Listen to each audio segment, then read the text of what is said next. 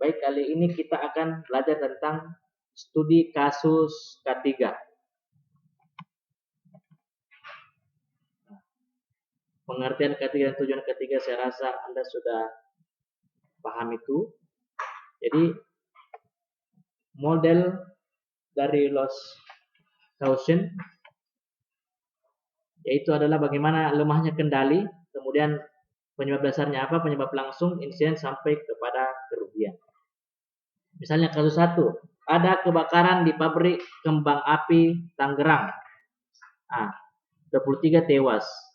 Kebakaran diduga dipicu oleh hubungan arus pendek listrik dalam pabrik tersebut. Adanya ledakan diduga karena api yang mengenai bahan-bahan kimia dan pabrik. Jadi analis kasusnya memang standar bangunannya memang tidak memenuhi standar. Banyak pekerja pabrik yang tidak masuk dalam BPJS atau asuransi lainnya. Pabrik juga memperkenalkan pekerja di bawah umur, jadi dalam hal personelnya juga tidak memenuhi. Ada juga yang sudah tua tetapi tetap difungsikan.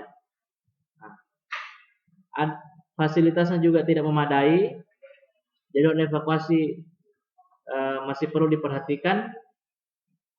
Sampai-sampai kejadiannya pun pintu utama pabrik belum bisa terbuka dan terkunci, makanya karyawan yang ada di dalam terjebak. Nah, itu jadi kita analisis dulu. Kemudian misalnya di kasus kedua lagi, ada 2 pekerja bangunan tewas karena kesetrum. Ya. Jadi dikarenakan kelalaian dari pekerja yang tidak mengetahui letak kabel listrik PLN yang tidak strategis, posisi kawat rendah sehingga kepala korban langsung mengenai kawat listrik tersebut. Meninggal.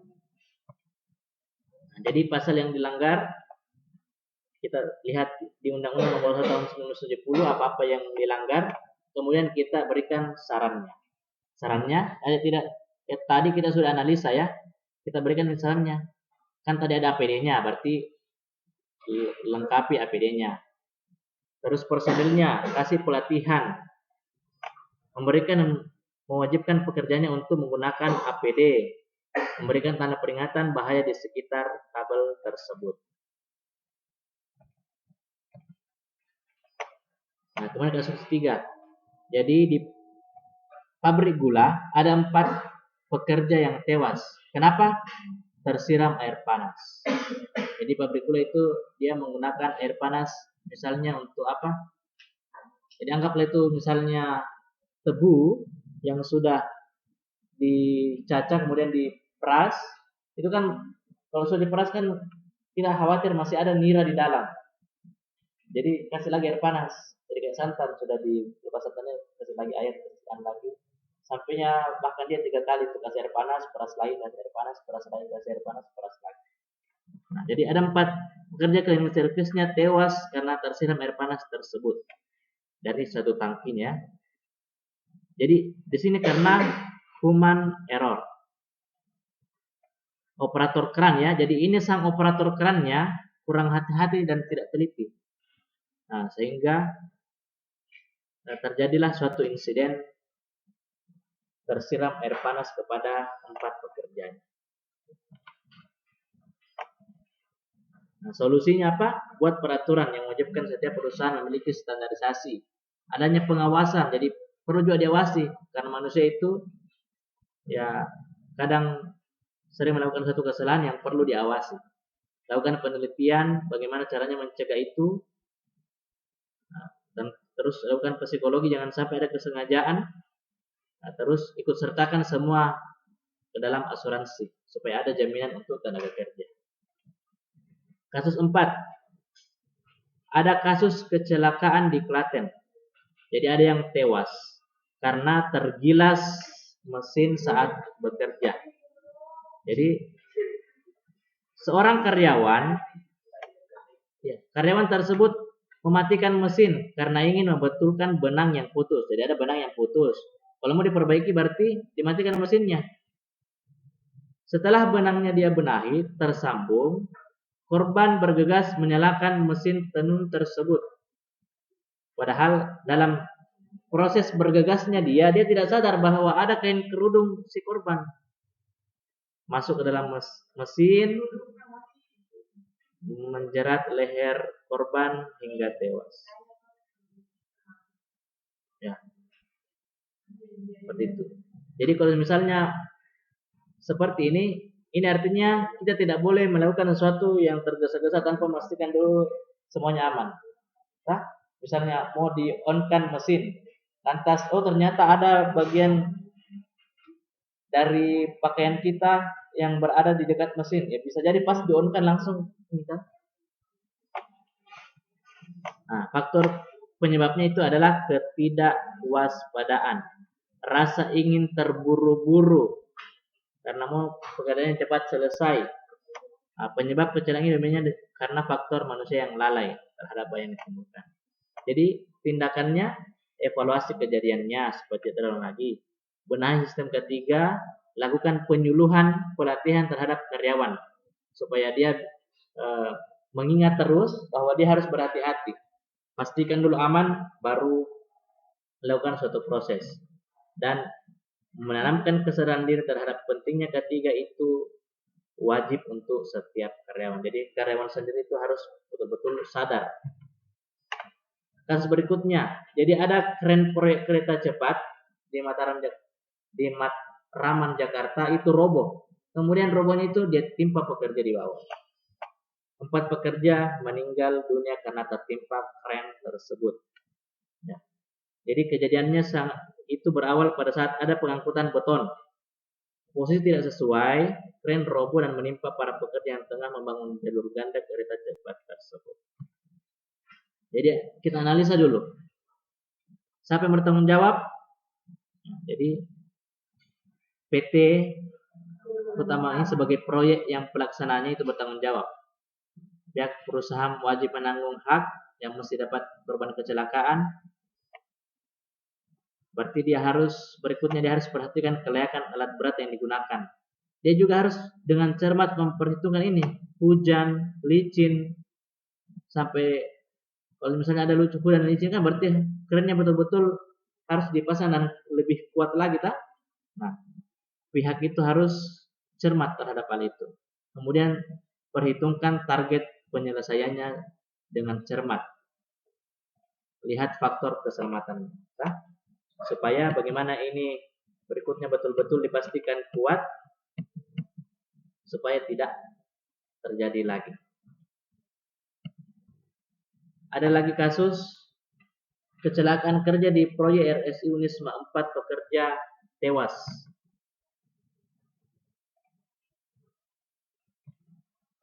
Penyebab langsungnya, jadi ada aksi yang tidak tidak ada kondisi dan aksi yang tidak sesuai, ada kondisi juga yang tidak sesuai, ya. Jadi ada perbuatan tidak aman, ada kondisi yang tidak aman. Ada penyebab dasarnya, pekerja tidak disiplin, kurangnya pelatihan, terburu-buru, tidak mematuhi SOP dan tidak menggunakan APD.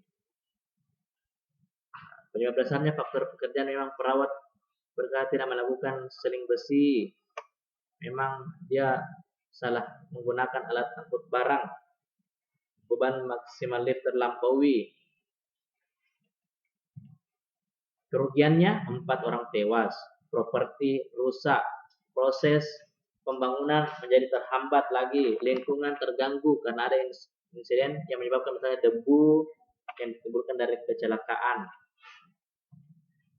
Gagasan pencegahannya supaya tidak terulang kembali, pekerja harus memastikan keamanan dari setiap tempat kerja, baik dalam perlindungan diri ataupun keamanan dari peralatan yang digunakan. Harus berfungsi dengan baik, sehingga ketika melaksanakan proyek keselamatan para pekerja terjamin dan kerugian juga berkurang. Nah, jadi kan kita lihat penyebabnya kan faktor personal, tidak disiplin. Nah, berarti pekerja harus mempunyai pengetahuan dasar ini, pengoperasian alat dan potensi bahaya yang ditimbulkan dari lingkungan. Jadi ada pelatihannya, serta diawasi, betul-betul pakai APD, harus beradaptasi dengan lingkungan, gunakan APD sesuai dengan SOP. Kemudian ada lagi, ledakan terjadi di laboratorium kampus di Cina, 3 mahasiswa tewas. Jadi seperti ini dokumentasinya. Karena salah satunya itu keselamatan yang kerap diabaikan. Karena jadi ada peraturannya tetapi diabaikan, tidak dijalankan dengan baik. Jadi ada perbuatan tidak aman, ada kondisi tidak aman. Analisa penyebab dasarnya kurangnya kegiatan pembinaan, kurang memahami instruksi yang ada, konsentrasi kurang, faktor alat dan bahan yang mungkin tidak standar bisa jadi, mahasiswa yang melakukan percobaan yang tidak berkualifikasi, kurang informasi, kurang inspeksi, tidak adanya pengawasan. Kerugiannya apa? 3 orang meninggal, properti rusak, peralatan laboratorium rusak, proses penelitian tertunda, terlambat lagi selesai. Lingkungan tentu tercemar karena asap berwarna hitam akibat dari ledakan. Bagaimana menghindari itu? Kampus terutama bagian laboratorium harus lebih meningkatkan APD, memastikan alat dan bahan yang digunakan sudah tepat sesuai standar, kemudian tetap memastikan kondisi ruang laboratorium dalam keadaan yang baik. Faktor yang memicu ledakan di lab dari analisanya itu tetapi jika peralatan keamanan sudah sesuai dengan standar, pada kasus ini dapat disimpulkan bahwa penyebab kecelakaan adalah kurangnya pengawasan serta kesadaran. Berarti kalau kurang pengawasan ya lakukan pengawasan. Kalau kurang kesadaran berarti bagaimana kita melakukan suatu upaya untuk meningkatkan kesadaran orang tersebut. Jadi buat peraturan keselamatan kerja yang dipatuhi, menggunakan APD, memperhatikan dan menjalankan SOP. Nah, mahasiswa juga harus lebih meningkatkan pengetahuan tentang bahan kimia supaya dia tahu apa resikonya, bagaimana tercegah dari risiko itu, dan bagaimana menangani ketika tidak diminta-minta risiko itu terjadi. Nah, seperti itu. Dan banyak lagi data-data kecelakaan industri kimia yang kita harus renungi bahwa risiko mengintai Anda. Ya. Bagaimana kecelakaan di ini? 167 orang meninggal, kecelakaan industri kimia, 23 meninggal, 125 luka, 1.300 dievakuasi, ya, 5 meninggal,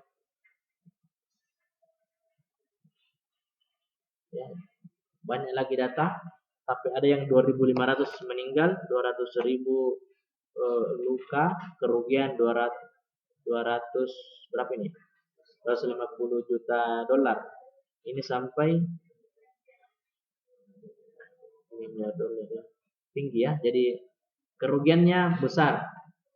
Yang paling parah adalah manusianya ini. Gedung Pertamina terbakar, pesawat menabrak jembatan, kren jatuh menimpa mobil, melayang, ribuan jiwa dan ribuan miliar rupiah.